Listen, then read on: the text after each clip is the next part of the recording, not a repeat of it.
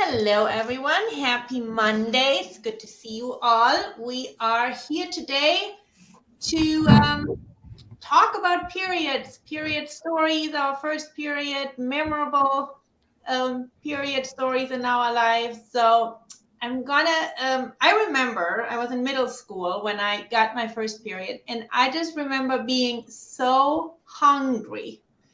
I was like in school and I was starving, and I had to like borrow money from my friends to buy like some extra snacks because I was like, what is happening? I eat every day kind of the same amount of food every day. I cannot function if I don't eat like, you know. And then I came home and so I discovered I had my period and I was very happy. And then I remember coming the next day, back to school and telling all my friends, what has happened and why I had been so hungry. Oh my God, that is so good. Does that still happen to you today? You still get hungry with your period? Yeah, I get, I think I just get really low blood sugar. And so I get easily dizzy. But yeah, it was never, I don't know. I remember that I bought a cheese baguette to eat. I still know exactly what I ate. I love Francisca that you made it such a positive thing. I think that's, right. What a way to do it. I think that's great advice too, to make it a positive. I was going to say, I have the opposite issue. Oh, sorry. What, Holly? Does anyone not get hungry with the period?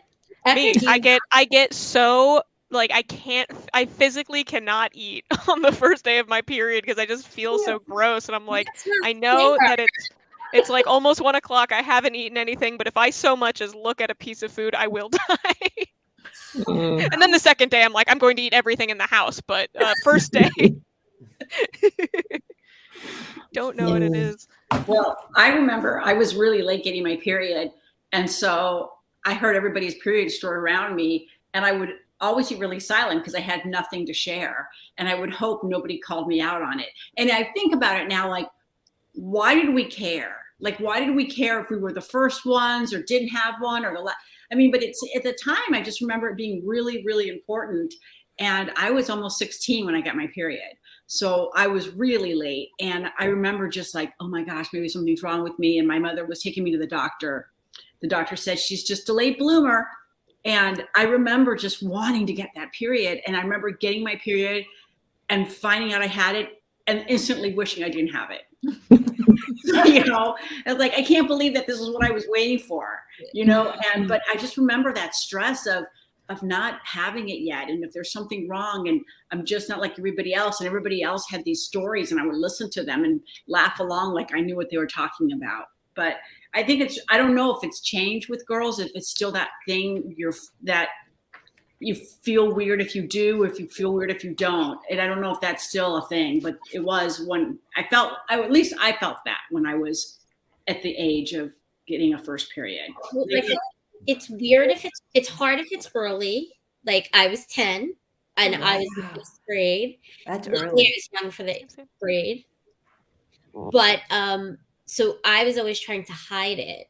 And I remember going to sleepovers, and I went to a sleepover and I had pads with me and I didn't want anyone to know. So I put them in the sleeping bag all the way at the bottom by my feet. So because like the first person to fall asleep gets the bra frozen or whatever they read, like your thing. And I remember like praying no one would know. And 2 years later, when everyone had, or when the majority had it, it was great, but not in 6th grade. So I feel like the early end and the late end that have it the most difficult. Right. You don't want to be the first and you don't want to be the last, but that's is that still a thing? Right. I mean, is that still a thing? Mindy, you were working with high schoolers. Is that still a thing or not? About being the first and last, or do you feel like it's more like nobody cares? I think honestly, my experience is, I coached lacrosse, so I have to give those girls credit. For years, no one had an issue. No one complained. You just dealt with it. And that's why I think, for my experience, and that's how I was brought up too, it's just part of it. It wasn't a big deal. So I don't have a whole lot to contribute, but I will say we never had anyone really, maybe one or two that would say, I have really bad cramps, or I'm just not feeling well. But honestly, they're pretty amazing young women, I think, today, and they just showed up, did what they needed to do. The only thing their only issue was our school colors were blue and white, and so our home uniforms were white. So when you're playing lacrosse, it's they wear a skirt or a skirt, and they just asked to make sure they could wear navy underneath their skirts or dark, right? No one wants white running up and down the field. So, and honestly, it was not an issue. It was so that anyway, that's my experience. It's just, if it's not made a big issue, it's not an issue. That's at least. I know that's not a lot to contribute, but that's all I have. Sorry, ladies. Did you guys see the woman boxer? She just it was about a month ago. She just won, and she was doing the obligatory athlete interview afterwards, and they're like, "How do you feel?" And she's like, "I won, da da da da da. It's great, and I'm on my period, and it didn't." and she just kept going. It was great. Yeah, it's like, that's the thing, right? If you normalize it, it's all good.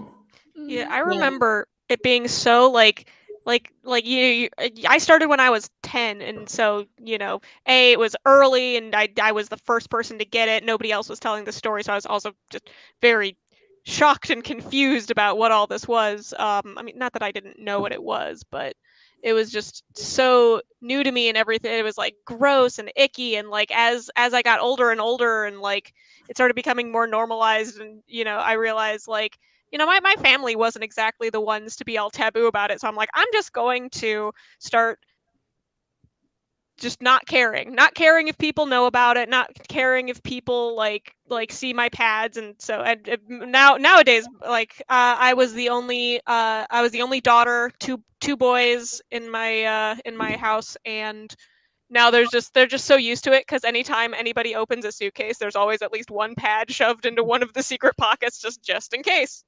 I don't know. Trained it out of them. Trained their gross, their yucky, their yucked out faces out of them. Well, we have a septic system in our house, so anytime there's groups of people over, I make a general housekeeping announcement that please nothing get flushed down the septic system. And that there's, waste baskets next to the toilet for any feminine hygiene products. And I just openly say it, like, hey, guys, have your attention, please. Just wanted to know, I don't want the system. And, just going to put it out there, right? Just put out there that this is an issue with our septic system. So you have to normalize it there, because you don't want a problem. So we have, I know I want to hear more about it. There was a conversation about talking to boys. We had a live discussion about talking to boys, and Eka and I were talking after a meeting this morning. I have sons, and I was saying, I'm not sure that I had pointed discussions with them about it. I know that they knew that that's what happened, and they had health classes and stuff. But I think a lot of boys know what it is, but they don't, unless they have sisters or situations where they're confronted with the information and the actual products, they're unfamiliar. And I remember being in graduate school, and I'm going away or something with my boyfriend, and I had tampons in my suitcase or something. And he said, and he had two sisters. He said, I have actually never seen a tampon. He's in his 20s. He's like, I know what they are. I know women and stuff. I've just never seen any. And he proceeded to shoot them across the room like toys. I was like, as fun as that is, you just cost me a lot of money now. That stuff is so expensive. It's not that fun. Dude, you got to pay for those. But Kamara, it's funny you talk about that. I remember, I think it was post-college. It definitely was post-college. A whole group of us were away skiing, and one guy was not skiing. And so he was going to the grocery store to grab whatever we needed, right? For dinner. We had a big house. There was a bunch of us. And I remember my friend, Crazy Sarah, if she's listening, just crazy for a whole nother reason. That's another day's discussion. But she said to him, can you pick me up tampons? And he was like, first he was like, okay. And I can remember him distinctly coming home with a bag and here's this, here's that, Sarah, here's your tampons. And again, it was like, okay, nobody, I don't know. Nobody made an issue, but no one shot him across the room. But it was just a very natural kind of pick me up. And okay. So anyway. I will say, Real quick. Recent story of somebody, a man who had recently moved into a new place. I was there in a relatively new apartment. I had to go to the bathroom, realize that, like, man lives alone. Didn't realize why, you would need a trash can in the bathroom. Just because, like, why would that come up? So I don't know. I guess moms out there, if you have sons and they are getting they're getting new places to live, please just remind them that if they have people over, probably want a trash can in that bathroom just in case. Right. For the You know dental what? floss. Along the same I don't lines, know what he was Blow thinking. your but- nose. Yeah. along the same lines, I just want to add, for moms out there, if you have heavy bleeders in your family, bring some extra underwear and some extra pants, like comfortable pants, and give them to the nurse at the school. They'll keep them, like they'll label them and keep them separate for your child, and you can change them out whenever you want. Also, we have a couple articles up now on, one of them is about first period kits. Actually, I think we have a couple about first period kits. I really recommend putting them in your kid's backpack, because usually kids are caught unawares. Like, they do not know when their period is coming. So just having that extra, peace of mind with them can be really helpful. And again, you can also stash extra supplies with the nurse. I know they'll appreciate it because they don't always have enough to go around. Also, if you have a kid who throws up when they get their period or right before their period, that's another reason to have an extra, like another shirt or something at the nurse's office. And just let the nurse know, and they can quietly let the other teachers know, this kid once in a while might be feeling really sick, and please let them go to the nurse. Like, do not keep them in the classroom. When they need to go, they need to go. Yeah. Is that, and I do want to reiterate, it's really kind of you if you tell your sons about periods, because I was at someone else's house in another state when I got my period.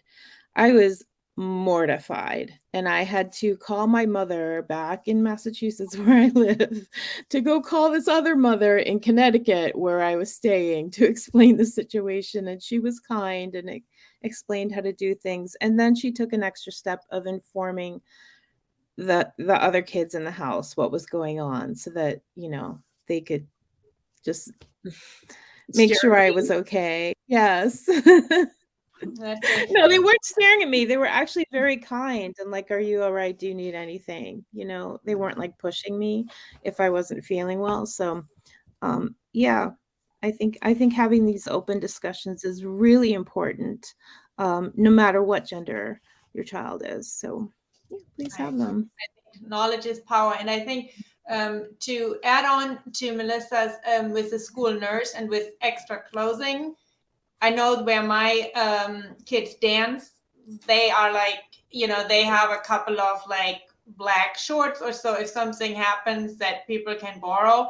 So if your sports team doesn't have this, that would be a good suggestion for the coach or teacher to just have on hand, just in case, because that's it's good for the kids to know there is a backup just in case. I let the school nurse know in the medical form my daughter gets really, really painful cramps, as I did. So I give, I sign a release that she can have Motrin, and I put in the notes that if she comes for her period, they don't have to call me. They can just give her ibuprofen, because she gets caught a lot of times with, really feeling unwell. All right, great. Share your stories below if you have any good ones to share, and we will hope to see you next week again. And Kamira, you are interviewing tomorrow, right?